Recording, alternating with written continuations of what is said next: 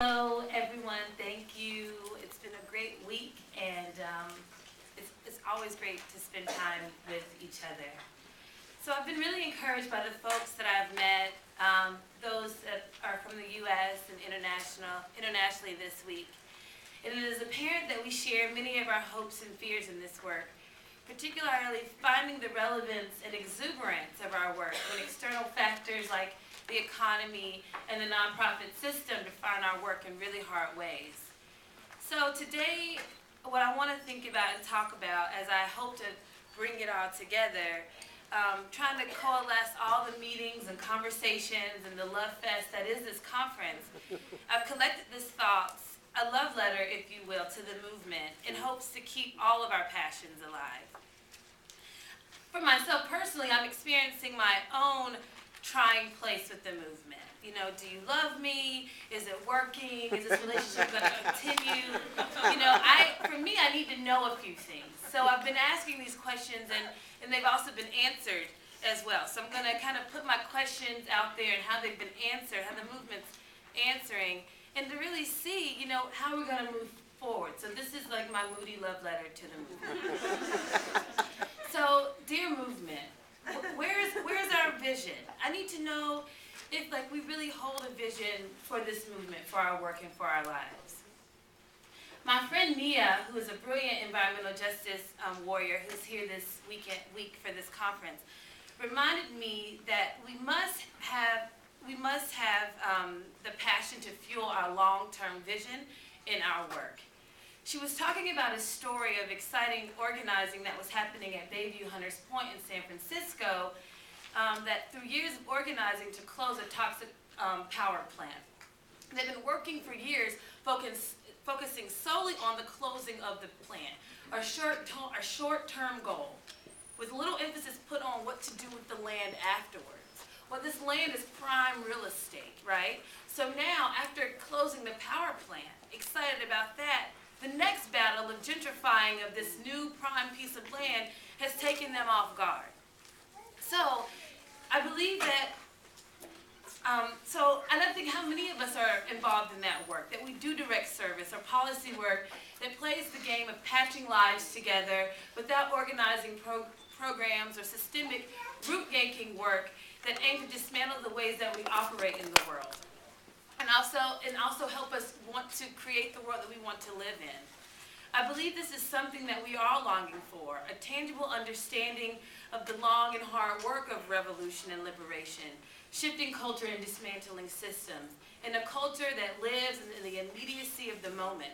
For us to work, we must keep our long-term vision in view. We have to think about what happens next. It has to be a part of our planning.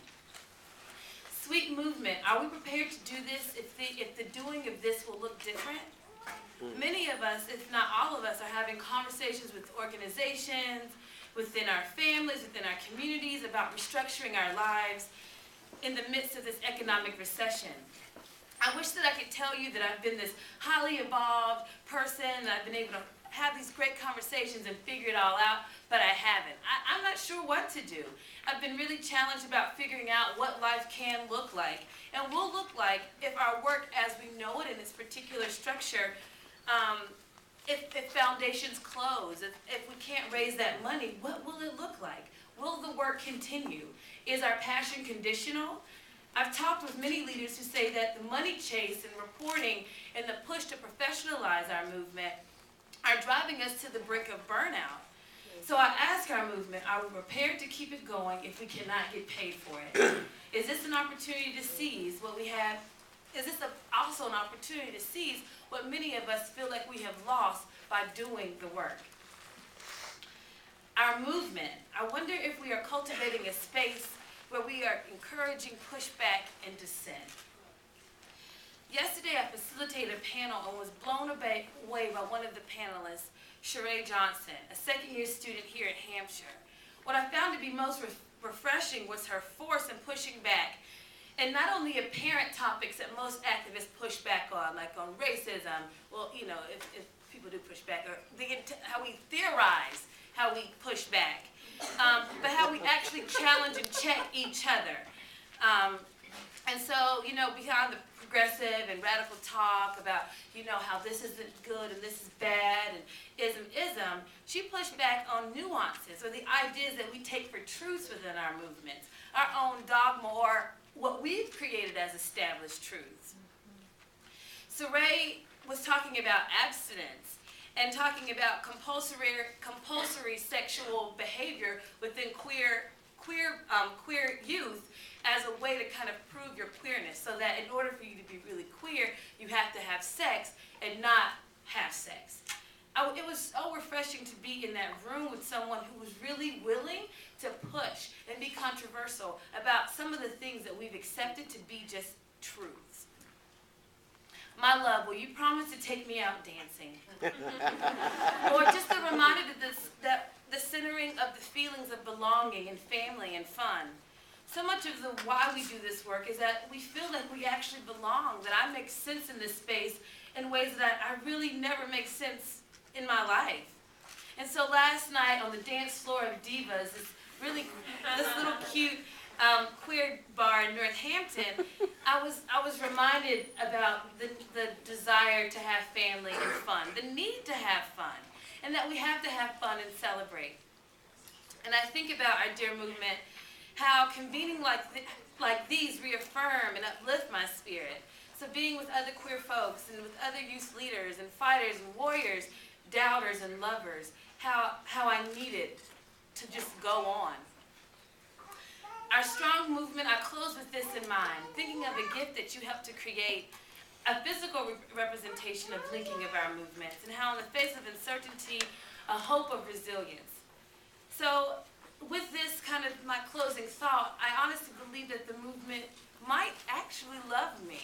It tests me, it challenges me, but I think this gift that it has given me, and I also would like to share with you, lets me know that there is love.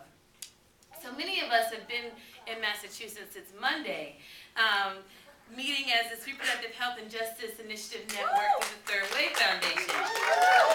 And this group is a dynamic bunch. I mean, I am so honored. I adore these folks. These are orgs who are just rethinking reproductive justice. Occupational health clinics for sex workers, bisex workers, young mothers organizing, defining their rights as young women and mothers, an organization who exists to end rape, not just to think about how can we deal with rape, but how we can end rape. How amazing is that? Doulas who attend the births of our sisters who are incarcerated, mind-blowing work, and of course held together by our fearless leader, Mia Herndon. Okay, I have to say that. She pulled it together. So, you know, the links that really showed the attacks, how we are attacking reproductive violence. But beyond the link of our work was truly the link of our spirit. And so the way that I want to close my love letter to this movement, and the way that we close this third wave convening, a way to really talk about how much we need this fun, how much we have to be critical of each other, how we need to push, how we need to love each other, how this is a family, is how Mia closed our meeting. And it's a little quote from Assata Shakur. And if folks would hold the hand of their neighbor beside them, if they feel comfortable, and if you can just repeat that to me after I just call and response. And so, like I'm saying, this is I feel like our love letter to each other and to our movement. So it is our duty to fight for our freedom. It is our duty to fight for our freedom. It is our duty to win. It is our duty to win. We must love and support each other. We must love and support each other. We have nothing to lose but our chains. We have nothing to lose but our chains. Thank you. Woo!